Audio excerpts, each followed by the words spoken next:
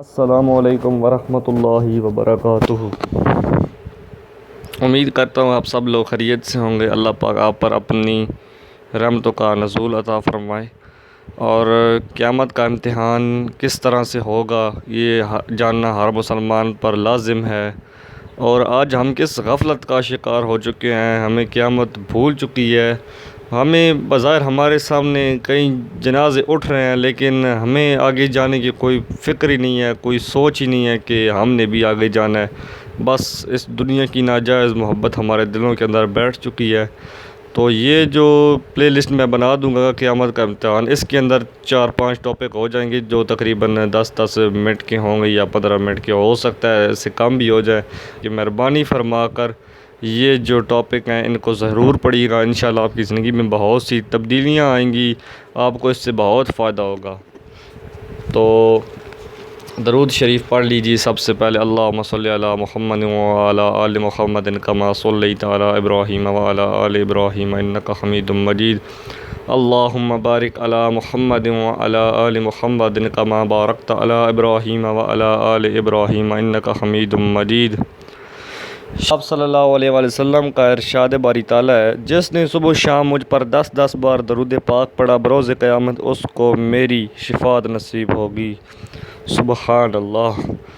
مدنی منع کا خوف۔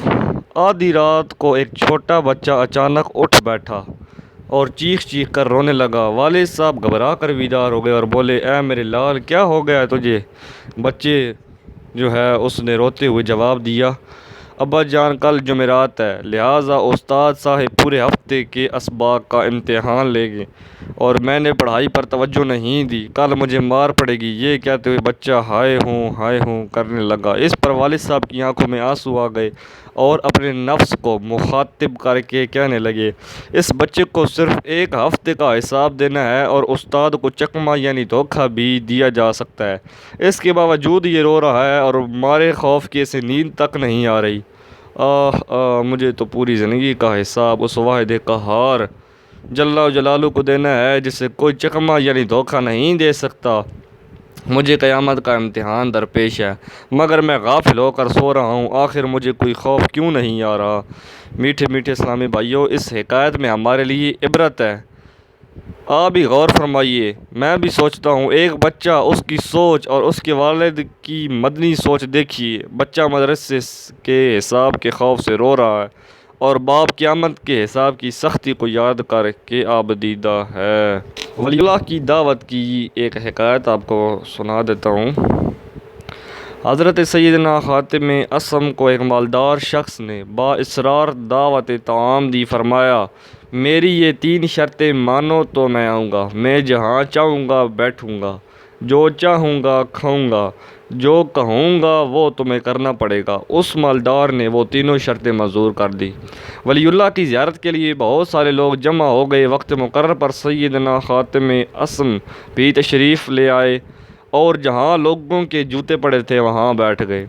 جب کھانا شروع ہوا، سیدنا خاتم اعصم علیہ کرم اللہ وجہہ نے اپنی جھولی میں ہاتھ ڈال کر سوکھی روٹی نکال کر تناول فرمائی۔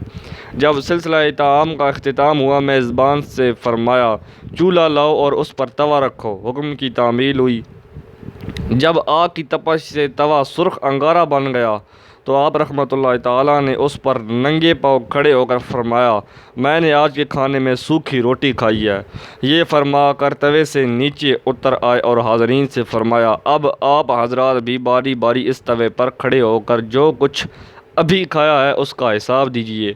یہ سن کر لوگوں کی چیخیں نکل گئیں، بیک زبان بول اٹھے، یا سیدی، ہم میں اس کی طاقت نہیں ہے، کہاں یہ گرم توا اور کہاں ہمارے نرم قدم، ہم تو گنہگار دنیا دار لوگ ہیں۔ آپ رحمۃ اللہ تعالیٰ علیہ نے فرمایا، جب اس دنیاوی گرم توے پر کھڑے ہو کر آج صرف ایک وقت کے کھانے کی نعمت کا حساب نہیں دے سکتے تو کل بروز قیامت آپ حضرات زندگی بھر کی نعمتوں کا حساب کس طرح دیں گے؟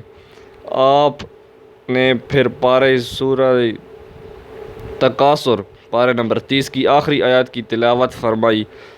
اعوذ باللہ من الشیطان الرجیم، بسم اللہ الرحمن الرحیم۔ ثم لتسألن یومئذ عن النعیم ترجمہ کنز الایمان۔ پھر بے شک ضرور اس دن تم سے نعمتوں سے پرسش ہوگی۔ یہ رکت انگیز ارشاد سن کر لوگ دھاڑے مار کر رونے اور گناہوں سے توبہ توبہ پکارنے لگے۔ اللہ عز و جل کی ان پر رحمت ہو اور ان کے صدقے ہماری بے حساب مغفرت ہو، آمین بجاہ النبی۔